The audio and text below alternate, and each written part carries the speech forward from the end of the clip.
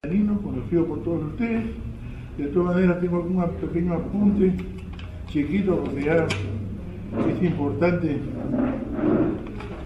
que lo conoces. El hermano fue iniciado el 12 de mayo de 1977 en la logia de la Fe Simbólica ETA número 77, adelantado el 6 de abril del año 1978 y exaltado el 2 de marzo de 1979. Tiene 37 años en la orden, en el Supremo Consejo, tiene 29 años y algo, somos mellizos, mellizos no edad, sino mellizos en el Supremo Consejo. Fue venerable maestro, cuatro oportunidades.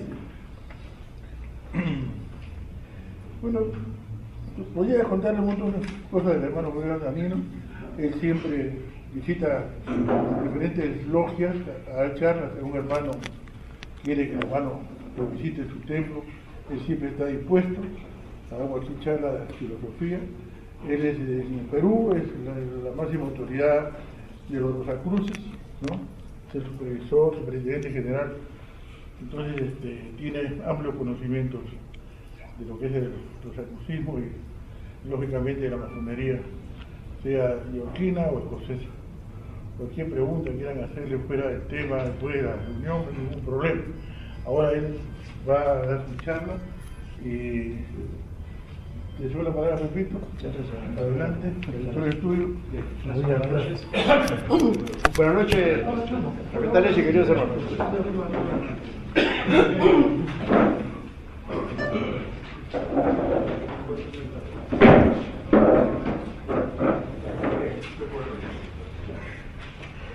Vamos entonces a continuar con el segundo tema del primer ciclo del Seminario de Filosofía. Y nos toca en esta oportunidad hablar sobre la filosofía pitagórica, que lo vamos a hacer en dos partes, por la amplitud del tema. En primer lugar, vamos a ubicarnos en cómo el Seminario de Filosofía ha sido diseñado en este primer ciclo, en lo que se llama la filosofía presocrática. Nosotros hemos visto en la primera fecha la exposición de los filósofos cosmólogos que lo tuvo a su cargo nuestro hermano David Canales, hasta Heráclito. Ahora vamos a ver la parte de Pitágoras y los pitagóricos con la escuela heliáctica. Lo vamos a hacer en dos partes. Hoy tenemos la primera parte y el 11 de noviembre me parece que es la segunda parte. Ahora lo verificamos. Entonces lo vamos a hacer en dos partes y después seguimos con la cuarta fecha del seminario. Entonces estamos ya ubicados, hoy estamos con la escuela pitagórica.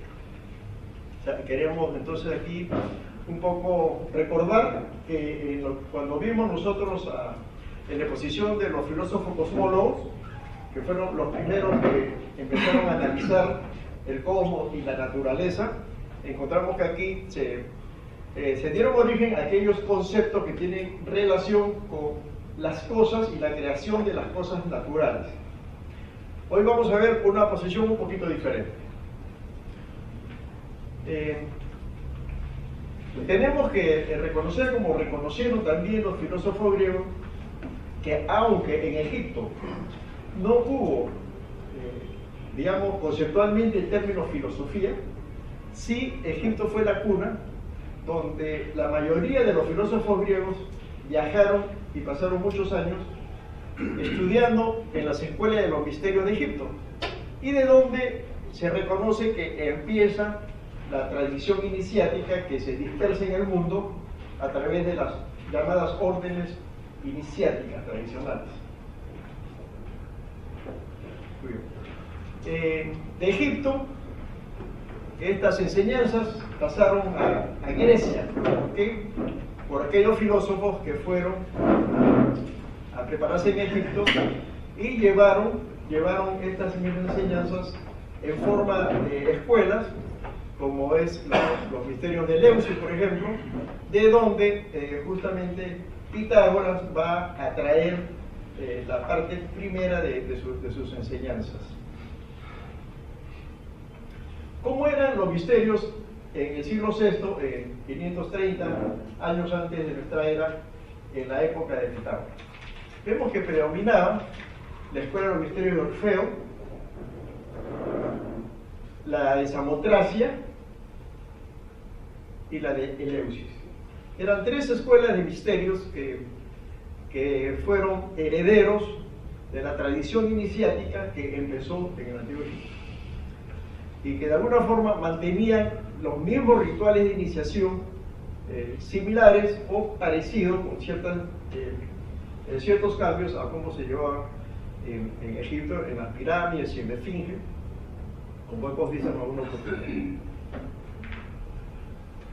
Lo que sí tenemos que recalcar es que los griegos justamente siempre ellos manifestaron esa profunda admiración que tenían con las enseñanzas que habían ellos conocido en Egipto y lo consideraban también como la cuna del conocimiento y receptores de una gran sabiduría.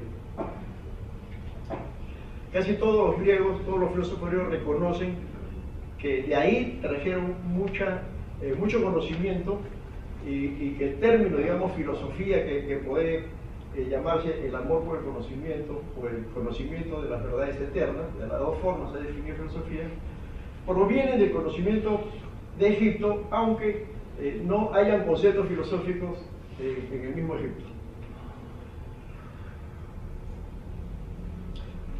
En el siglo V, antes de nuestra era, en el entorno en que ya Pitágoras nace, encontramos que estaba dominado por las religiones paganas. ¿Qué había pasado? Que hubo como una degradación popular de lo que eran las escuelas de los misterios, de Orfeo, de Eleusis, en el vulgo, y se comenzaron a hacer religiones en base a lo que el pueblo veía que ocurría en secreto en las escuelas de misterios. Entonces trataron de emularlo. Al tratar de emularlo, los conocimientos que eran solamente adquiridos por algunos pocos escogidos en estas escuelas de misterios, al llevarse hacia el vulgo, se distorsionaron. Y de ahí dieron nacimiento a lo que se llaman y se conocen como las religiones paganas, que florecieron en Grecia y en Roma hasta antes del cristianismo. Y donde el cristianismo luego copia de Roma, del paganismo romano, muchos de sus elementos que utilizan para la de la religión, sobre todo cristiana. Pero los romanos habían hecho exactamente lo mismo de los griegos, porque los romanos suplantaron todos los dioses del panteón griego y le dieron nombres romanos. En este entorno, estas religiones paganas, teníamos dos que son importantes y son muy importantes en lo que fue la formación de Pitágoras. Y era lo que se conoce como lo apolineo y lo dionisíaco, ¿no? Fueron dos dioses griegos de la religión pagana, uno que representaba el sol y el otro que representaba la naturaleza. Ya es conocido como Baco en Roma, pero ya también bajo cierta forma es una copia del Dionisio griego y con algunas características ya dedicadas a la agricultura, a la cosecha, y por eso se le conocía como el dios del vino. Este es el entorno de los griegos en la época de Pitágoras. Sobre la vida de Pitágoras, ¿qué podemos decir?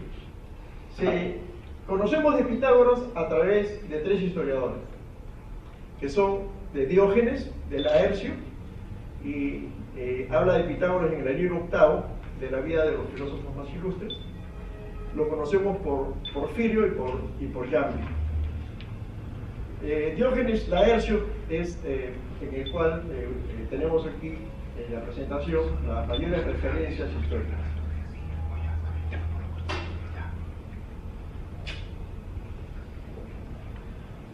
Y Pitágoras es hijo de Mesarco, que es un mercader de anillos y piezas de oros y metales, y de Pitaide, descendiente ella de la línea de Anseo, que fue el fundador de Samos. contrario a lo que se dice, según Laercio, Pitágoras no nació en Samos. Pitágoras nació en Fenicia, la ciudad fenicia de Sidón. Entonces, él ubica su nacimiento acá. Lo que pasa es que Pitágoras fue llevado muy pequeño a Samos, que era la patria de la madre. Antes del nacimiento de Pitágoras, se narra como parte de su historia que los padres fueron a consultar al oráculo de Delfos. Y el oráculo de Delfos le dijo a la madre que tenía un niño que iba a ser muy inteligente y que este niño, ¿no?, iba a ser muy útil a los hombres de todos los tiempos.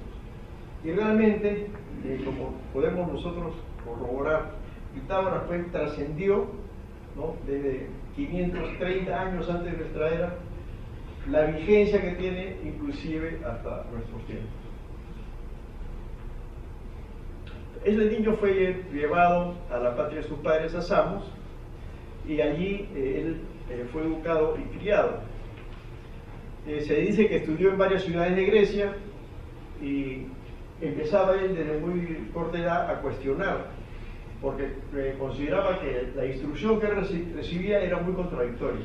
O sea, no habían verdades, o habían verdades a medias, o no habían verdades definidas que le puedan a él explicar el origen de las cosas, de alguna forma, al menos que sea superior a lo que él conocía de Anaximandro. Lo que él buscaba era el saber, pero de una forma integral. Él no quería que el conocimiento se lo den en partecitas, que después al hilvanarlas la encontraba muy contradictoria o conflictiva, que traen en conflicto. Una cosa no podía definirse de dos maneras diferentes. Y siempre cuestionaba las lecciones o las enseñanzas de sus maestros. Pero ya percibía que había tres mundos. Él percibía un mundo que era la tierra, el suelo que él pisaba, un mundo, el cosmos o el espacio que él veía, y el tercer mundo era el hombre propio, el hombre que estaba entre ambos mundos, estaba entre la tierra y entre el cosmos o el cielo. Por lo tanto, empezó ya a idear este concepto de integridad que él buscaba y que no encontraba en las enseñanzas. Para él entonces empezó a sintetizar que en la unión de estos tres mundos estaba el secreto del cosmos y del origen del hombre.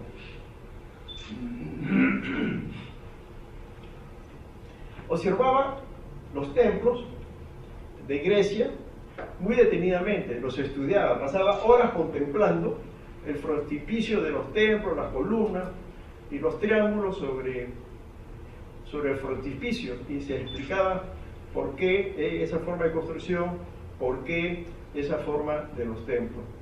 Pero esa contemplación que él hacía de estas construcciones griegas lo llevó él a concebir que en el triángulo equilátero de la entrada de los templos, que tenía la forma de la letra D, o sea, el delta del alfabeto griego, debería encerrarse algo que podría explicar la naturaleza, la creación, la constitución triple del hombre que él ya imaginaba, o sea, por deducción, como era antes la forma como se adquiría el conocimiento, y el universo coronado por la unidad divina. Decía, él veía en el triángulo equilátero, que este triángulo de alguna forma estaba representando simbólicamente el pensamiento que él tenía sobre la unidad. Así él pues supo que la unidad le pertenece a la unidad misma. Ese es el concepto que él pronuncia, ¿no? La unidad es la unidad misma, pero que lleva, si está todo lo que está dentro de la unidad, lleva al bien. Y la diversidad, o sea, si nos salimos de la unidad, decía él, se lleva a mal o a obrar mal. Muy bien, él sabiendo o pensando que no era suficiente la instrucción que recibía en las escuelas griegas, continuamente pedía ir a Egipto a profundizar en sus enseñanzas. Él tenía conocimiento que en Egipto había sabios que tenían un conocimiento de las ciencias, y que él quería pues salir de Grecia e ir hacia Egipto a seguir su periodo de instrucción. Entonces consiguió que Polícrates, que era el tirano de Samos, le diera una carta de recomendación dirigida a Masis, que era el rey de Egipto, el faraón, ¿no? Porque las escuelas de misterios en Egipto eran dirigidas por los faraones, y los faraones escogían quienes podían pertenecer y estudiar dentro de esas escuelas de misterios.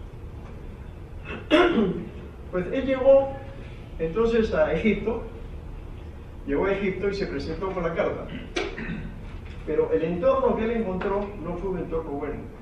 Él sufrió mucho, o sea, no, como un extranjero en Egipto, un extranjero que había tocado la puerta del templo, es probable que ese sufrir mucho tenga que ver con las costumbres egipcias de llevar a los candidatos hacia las casas de salud, o sea, hacia el frontispicio de los templos, conocidos como coronados, donde todos los buscadores iban, ¿no?, para ser preparados por un maestro, para ver si eran dignos o no de recibir esas enseñanzas. Normalmente se quedaban en la puerta del templo entre 1 o 2 años antes de ser seleccionados para ingresar. Y en su historia entonces se narra que él no fue bien recibido, fue molestado muchas veces, le decían que se regresara a su tierra, lo ofendía por ser extranjero, pero él siempre actuó con humildad, pasó todas esas pruebas hasta que fue admitido en la fraternidad, y se cuenta que se inició en el templo de Heliópolis, en donde su progreso de él fue muy admirable, porque en el periodo que él pasó en Egipto, que fueron más de 20 años, casi 25 años,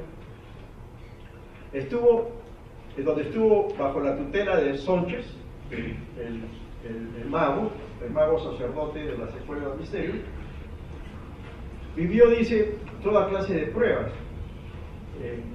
Como ustedes saben, en las antiguas escuelas de los misterios, para progresar, los candidatos tenían que pasar, aparte de las pruebas por los 4 elementos, tenían que pasar por pruebas que estaban referidas al dominio del miedo, al dominio de los temores, del miedo, las emociones, el temor a la muerte, ¿no?, el temor a dejar la familia, que estaban relacionadas estas pruebas también con lo que es el desapego, porque se requería que la persona se dedicara con una devoción hacia los estudios que se enseñaban en estas escuelas. Hasta que en su última iniciación, él dice, vivió su muerte aparente, seguida por la resurrección de él mismo en su propio cuerpo. Finalmente, durante todos estos años que Pitágoras pasó en Egipto, los sacerdotes reconocieron, ¿no?, lo inteligente que él era, y llegó a obtener todos los conocimientos de estas escuelas, hasta que fue nombrado también magus, que era el grado máximo de las escuelas de los misterios de Isis, ¿no?, porque en Egipto habían las escuelas, misterios menores, representados por los misterios de Osiris, y los misterios mayores, representados por los misterios de Isis. Entonces llegó al máximo grado dentro de los misterios de Isis. Pero no solamente en él influyeron estos 25 años que él vivió en Egipto. Lo que pasa es que Egipto entró en guerra con Babilonia y perdió la guerra. Pitágoras fue capturado y llevado a la fuerza a Babilonia. En Babilonia él encontró y frecuentó a una serie de sacerdotes, magos, babilonios, caldeos, persas, fenicios y sabios judíos. Y se dice que de todos ellos aprendió durante 12 años. que estuvo en ese cautiverio. De Egipto, entonces, podemos resumir, él aprendió la sagrada geometría, los principios del Dios geometriza, de la unidad, y los principios de la diversidad dentro de unidad. De Fenicia, él aprendió la aritmética, y de los caldeos aprendió la astronomía. Cuando él regresó a Grecia, ya para formar su escuela, hay un hecho que no está público, pero que aparece en crónicas de algunas sociedades secretas, en que dice que Pitágoras pidió a los santos sacerdotes egipcios que le permitieran llevar una escuela de misterios a Grecia, pero que dependiera, ¿no? Y que tuviera comunicación, en constante comunicación con las escuelas de los misterios de Egipto. Y era como una carta patente que él pedía, y se la concedieron. Se la concedieron con la condición de mantener siempre ese intercambio entre los discípulos de él y los maestros de Egipto. Pero cuando él regresó a Grecia con esa carta patente, evitó enfrentarse al tirano, a Polícrates. Entonces decidió establecerse en la Magna Grecia, hoy pertenece a Italia, en Crotona.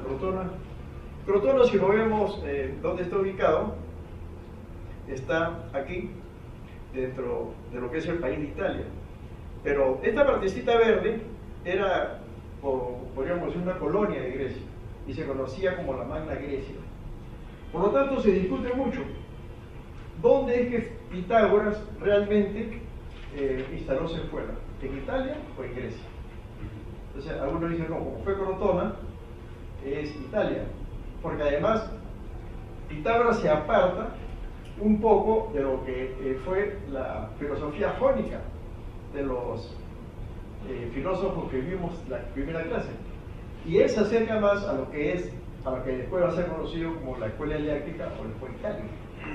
Entonces, no importa realmente sobre si Crotona, perteneciendo en esa época a Grecia, lo debemos considerar como que Pitágoras formó su escuela de los misterios en Crotona, Grecia en ese momento e Italia hoy día.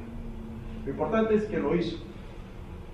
Y ahí fue que él comenzó a seleccionar discípulos, hombres y mujeres, que pudieran tener una formación tal como él la había recibido de los maestros egipcios. Pero hay un elemento que él incorpora. Se dice que la escuela de Pitágoras tenía como una parte esotérica, que era la escuela de misterios en sí, y una parte exotérica, que era la religión basada en los dioses griegos, ¿no? Principalmente Apolo y Dionisos. Porque los pitagóricos realmente profesaban la fe al dios Dionisos. Entonces, solamente un iniciado podría determinar si ese conocimiento de la filosofía pitagórica, o sea, los enunciados que él hizo, eran religiosos o eran realmente provenientes del conocimiento esotérico de la tradición iniciática. Entonces, solamente un iniciático lo puede ver. El culto de Dionisos se inspiraba en los misterios de Orfeo. Y aquí es donde viene la famosa contraposición de lo apolineo o lo dionisíaco, que no solamente empieza con el conocimiento de la filosofía pitagórica, sino también en los tiempos modernos Nietzsche lo vuelve a plantear. Ya, cuando en el tercer ciclo vamos a ver que Nietzsche, este filósofo, digamos, contemporáneo, plantea también esto esta misma discusión, ¿en qué? En algo que vamos a ver en unos momentos más. Pero ya con Pitágoras, las reglas que él pone en su escuela le dan una orientación al discípulo de esos dos aspectos que simbolizaban ambos dioses o ambas religiones. ¿Qué eran esos aspectos? Cuando hablamos de lo apolíneo, nos estamos refiriendo que los seguidores de Apolo pues mantenían estos conceptos o estos preceptos, eran como los dogmas. Primero, el culto a la belleza y al orden, porque se veía que este culto realmente lo que fortalecía eran conceptos de proporción, medidas, igualmente lo estático y lo estético, es estético. También Apolo, como hijo de Zeus, representaba el día o la luz, representaba la racionalidad y representaba lo aparente. Lo aparente es decir, lo que podríamos llamar las creencias, ¿no? Los fenómenos. Hay muchas personas los conceptos que tienen son porque los creen, no porque los conocen. Entonces eso se llama lo aparente. Yo creo que, pero lo conoces, entonces no lo creas. Mejor es en este caso, hablar por conocimiento, no por creencia. Hablar porque lo conoces, no por fe. Entonces, es lo que diferencia a las religiones de las escuelas esotéricas, ¿no? El iniciado habla con conocimiento, ¿no? Mientras que el seguidor de una religión habla por la fe, aunque no tenga el conocimiento, habla por la creencia en, no por lo que él sabe de. También Apolo representa el individuo y el íntimo. Ahora, es importante esta discusión aparentemente de religiones, porque tiene que ver también con nuestro cerebro, con la forma como pensamos, cómo actuamos. Por el otro lado, la religión dionisíaca está más referido a un flujo continuo de vida. Ya no hay orden, no hay medida, sino que todo debe continuar tal y cual es la naturaleza, el flujo natural de las cosas, sin medida. Entonces ellos proponen que todo sea dinámico, la noche y la oscuridad son los mejores momentos para dedicarse a esta religión, a participar de las ceremonias. La voluntad irracional es la que se manifiesta, es decir, los instintos, y también tratan de buscar lo verdadero, o sea, la cosa como es en sí. O sea, acá hay un concepto de un proceso de razonamiento diferente. Y la unidad del todo, que según esta religión es una experiencia personal, o sea, experiencia personal que no es propiedad de nadie, es impersonal, ¿no? Es como decir, la experiencia con Dios es una experiencia impersonal. Dios no es una persona, Dios no es algo que exista. Entonces entre la realidad y lo impersonal es donde el culto dionisíaco se diferencia. Y lo ilimitado o la ruptura del libre, o sea, para lo que profesa la religión de Dionisio no hay límites, hay el desenfreno, que después es característica de la religión romana, del culto a Baco. Baco es el dios del desenfreno.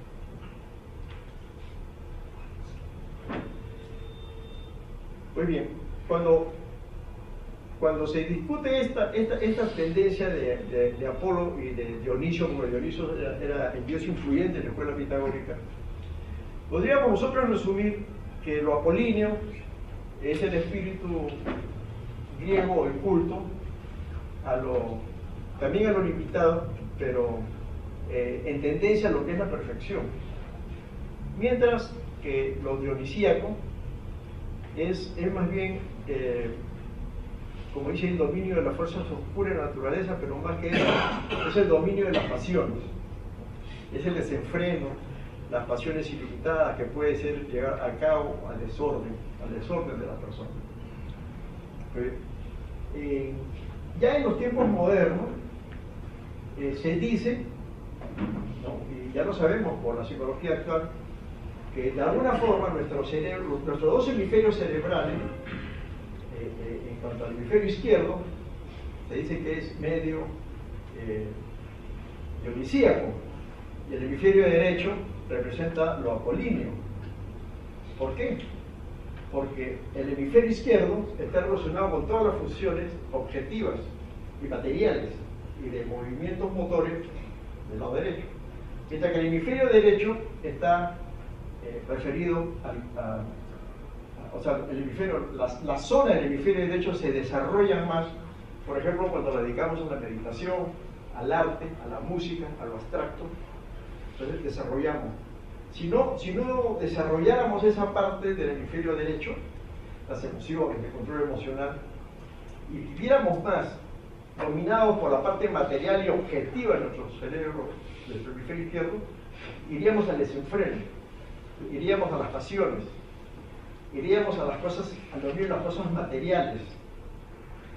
Mientras que el hombre, y eso es lo que buscaba Pitágoras, al enfrentar estos dos conceptos religiosos, buscaba que el hombre encontrara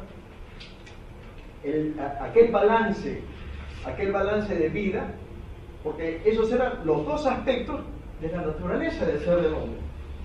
Cuando, desde que el hombre es hombre, desde que el hombre empieza a preguntarse quién soy, y definitivamente las escuelas filosóficas tratan de dar una respuesta al qué soy, nos enfrentamos a definir estos conceptos. La naturaleza del ser. ¿Qué soy? Cuando decimos qué soy, que eso debería ser un análisis que desde el primer grado nosotros deberíamos hacerlo, la cambio de reflexión. La cambio de reflexión es de este concepto, ¿qué soy? Porque ya en el proceso de iniciación mismo se nos dice, ¿no?, que debemos alejarnos de los vicios y ser una persona virtuosa. Entonces, se nos está llevando hacia aquella parte no desarrollada mucho de nuestro lado derecho del cerebro.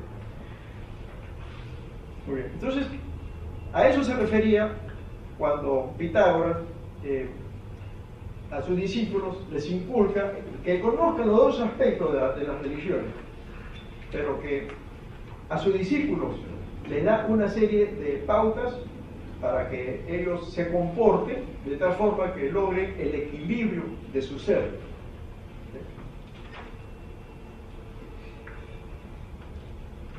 El otro aspecto de la filosofía pitagórica es lo referente a las matemáticas.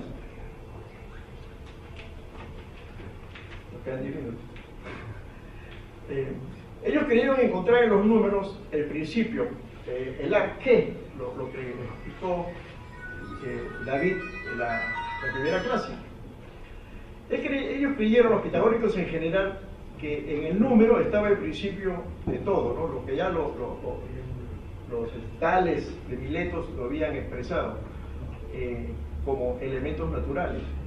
Pero Pitágoras avanza un poco más. Por eso se dice que si bien es cierto, los milesios representaban la escuela de los elementos naturales, hay fuego, hay lluvia, hay agua, todo es parte de la naturaleza, y en esos conceptos de la naturaleza es donde se forman los elementos. Pitágoras no. Pitágoras avanza y dice, la naturaleza son números, y para él los números más importantes eran el 1, que representaba el punto, el 2, que representaba la raya, el 3, que representaba el triángulo, y el 4, que representaba el todo. Por eso el número 4 era su número sagrado, al igual que el número 10.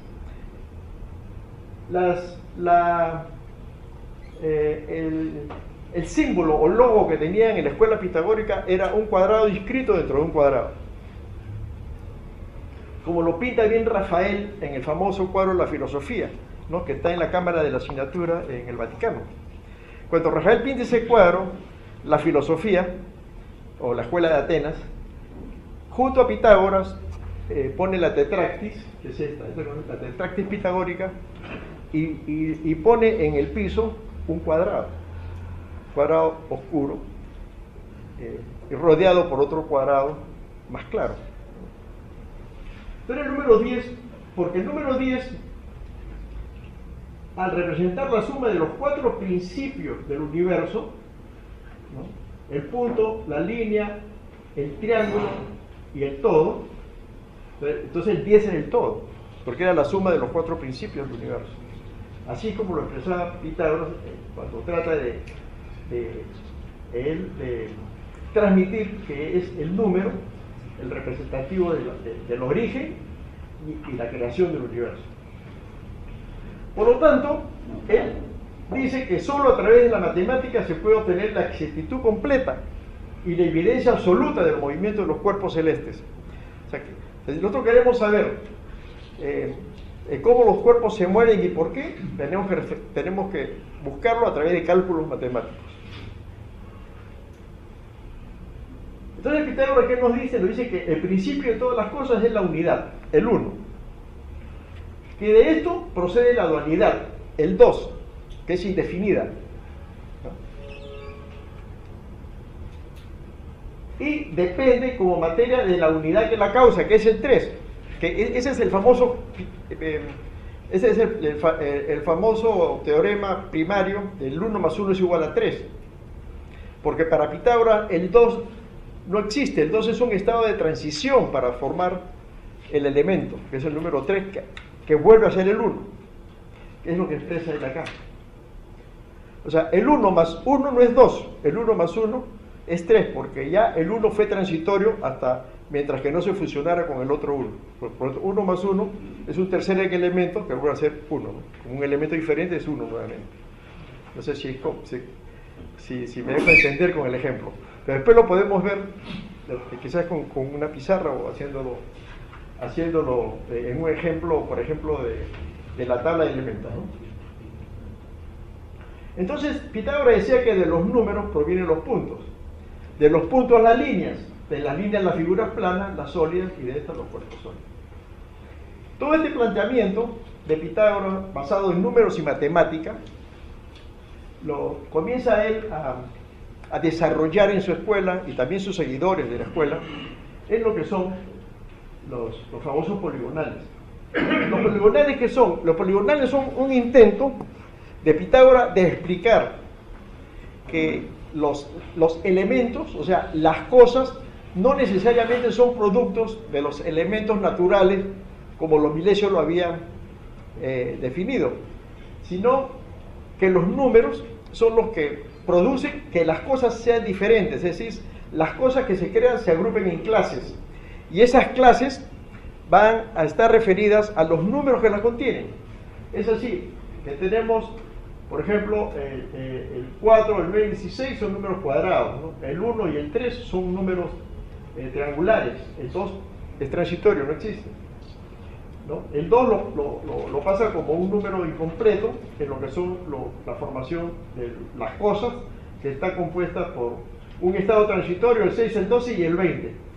Entonces las cosas como son creadas va a depender de cómo estos números se agruparon. Miren qué interesante, porque si comparamos este principio con lo que es la tabla de Mendeleev, ¿no?, que nosotros hemos estudiado, y si lo comparamos con lo que el famoso alquimista John Dalton propuso en lo que son las leyes atómicas de los elementos, está esta misma forma de razonamiento, que los elementos materiales realmente es un conjunto de adición sucesiva de energías, de la energía electrón con el protón. 1 más 1 no es 2, 1 más 1 es un tercer elemento, es una cosa diferente, que es el átomo de hidrógeno, que va a ser un 1, ¿no? Entonces, esto mismo lo plantea él para explicar el origen de las cosas, y esas son las clases. Las cosas son triangulares, son cuadrangulares o son poligonales. Por eso, de ahí es donde nace la diversidad. Es decir, en todas las cosas encontramos nosotros una relación y una proporción numérica. Y así es como salen los famosos poligonales. Claro que no lo vamos a explicar, pero creo que Rolando lo tiene ya definido en las fórmulas que... Pero este sería una forma de representación de cómo las cosas, ¿no?, a través de los números se van formando. Y luego viene el siguiente concepto. Una vez que él sale del primer elemento, o del primer mundo que él llama Tierra, ¿no?, ya saben ustedes, en el centro está la humanidad, y el cosmos o el cielo está arriba. Entonces él dice, ¿cómo voy a interpretar yo los planetas que veo en el cielo? Entonces él idea la forma representativa de lo que son las esferas. ¿Y eso qué significa? Que alrededor, ¿no?, de la Tierra, porque en ese entonces se pensaba que la Tierra era el centro del universo, ¿no? Alrededor de la Tierra, que la Tierra no estaba en el centro del universo, sino en el centro del universo había un fuego, ¿no? Había un fuego creador, había una energía, fuego creador, transmutador, y alrededor de ese fuego está el Sol, la Tierra, y todos los planetas. ¿Cómo estaban? En forma de esferas. ¿Y cuál era el concepto de esto? Porque estas son las caras exteriores de las esferas. Era este. Entonces teníamos al fuego en el centro y alrededor las esferas cónicas. O sea, no eran, o sea, era todo un mundo de esferas sobre esferas sobre esferas, ¿no? Este era su concepto de cada planeta giraba en la cara exterior de su propia esfera. ¿Sí? Fíjense que hoy en día se acepta que las galaxias no son planas, sino son en forma espiral, en forma de espiral, ¿no? Entonces de ahí él saca, en estas mediciones que él hace, nos comienza a hablar que ese viaje de los planetas a través de su esfera, cuando toca en ese viaje el planeta, los diferentes puntos de la esfera, vibran con un acorde que corresponde a cada una de las 7 notas de la escala musical.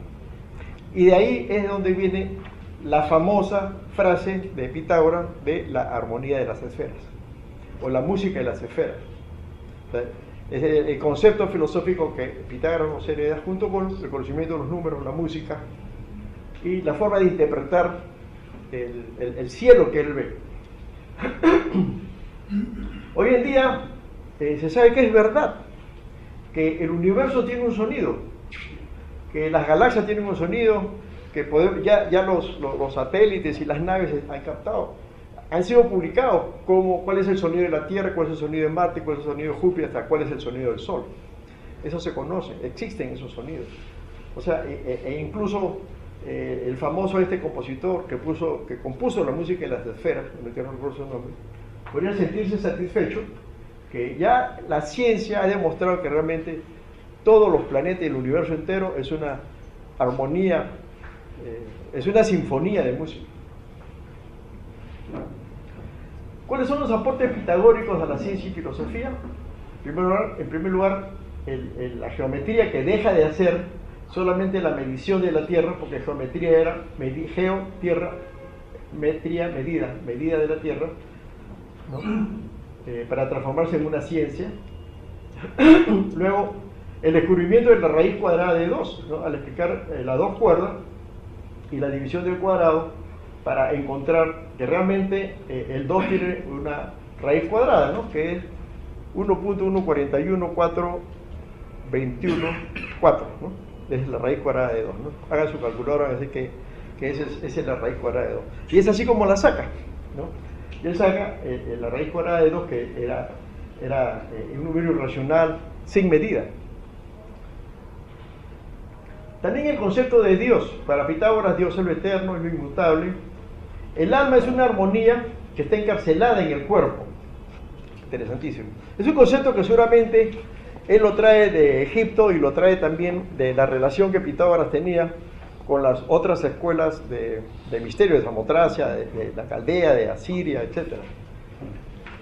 Entonces el alma está encarcelada en el cuerpo porque pagando una culpa por pecados pasados. ¿Cuándo? En una vida anterior.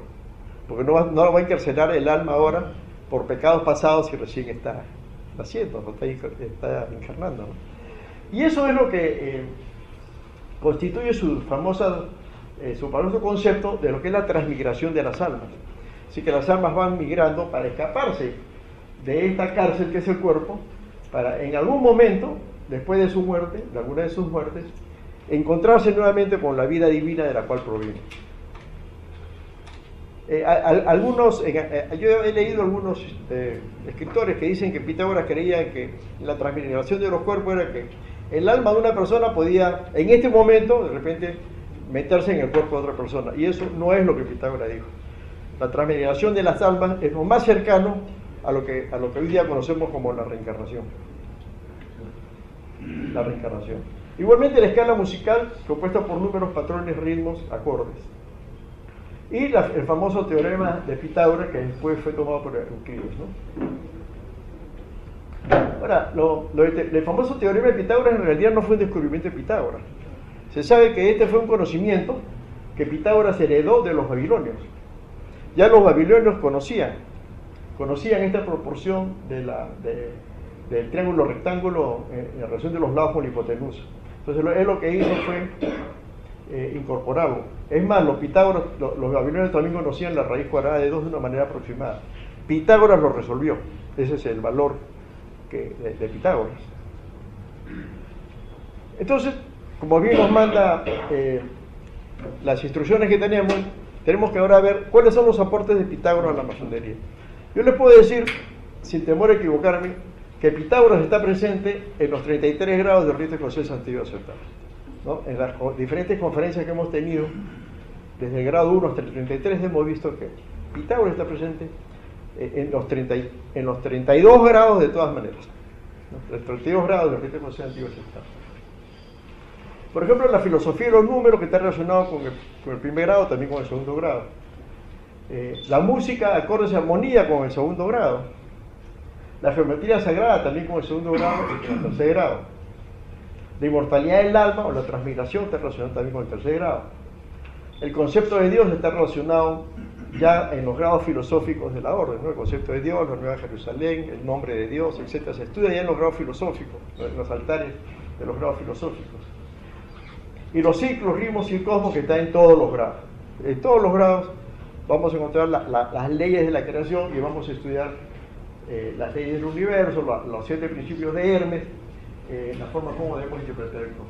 Es decir, Pitágoras da un aporte a la masonería, que claro, este es un resumen, seguramente hay muchos más que ustedes van a encontrar en los diferentes grados, ¿no? del rito.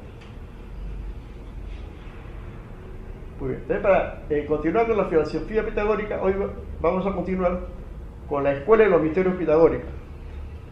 Pero eso va a ser el 7 de noviembre del 2014. Hasta aquí la charla, teníamos solamente 45 minutos para empezarla.